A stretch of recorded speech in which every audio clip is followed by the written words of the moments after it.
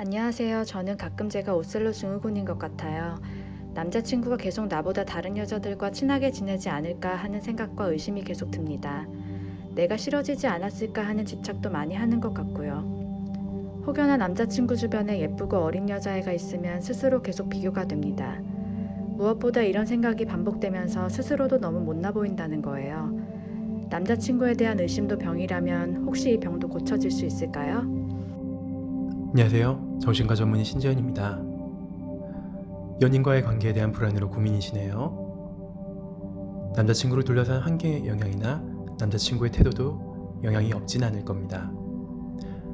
하지만 여러 만남에서 일관적으로 반복되는 문제라면 상대방의 요인을 따지기보다 자신의 내면에 초점을 맞춰볼 필요가 분명히 있을 것 같습니다. 자신에게 질문을 한번 던져볼까요? 왜 남자친구가 떠나가게 될까 반복적으로 염려하는 걸까요? 남자친구가 떠나가게 되면 어떤 일이 벌어질 거라 생각하나요? 남자친구가 떠난다는 것이 자신에게 대체 무슨 의미이길래 하루 종일 남자친구 걱정이 머리에서 떠나지 않는 걸까요? 그리고 남자친구가 나를 버리고 떠나가게 되면 내가 어떤 사람이라는 의미일까요?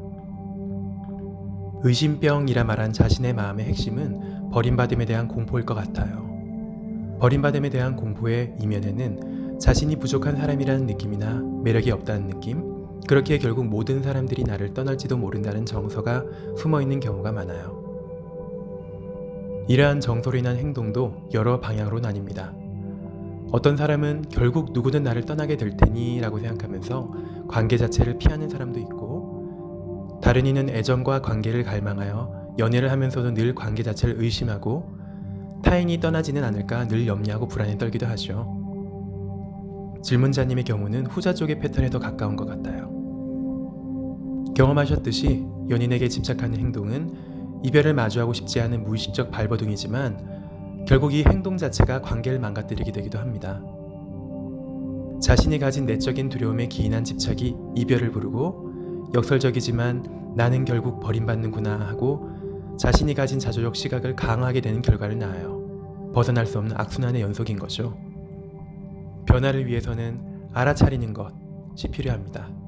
먼저 이러한 행동이 언제부터 생겨나게 되었는지, 그리고 어떤 과정을 통해서 그런 시각이 굳어졌는지, 과거의 그림자가 현재에 얼마나 드리워져 있는지에 대한 고민이 필요합니다. 나에 대한 인식이 커지게 되면 결국 이전과 같은 패턴을 시작하기 전에 잠시 멈출 수 있는 여유가 생겨나요. 무의식적인 패턴에 브레이크를 걸 수 있는 거죠. 그리고 잠시 멈추어 고민하고 이전과 다른 건강한 행동을 선택할 수 있습니다.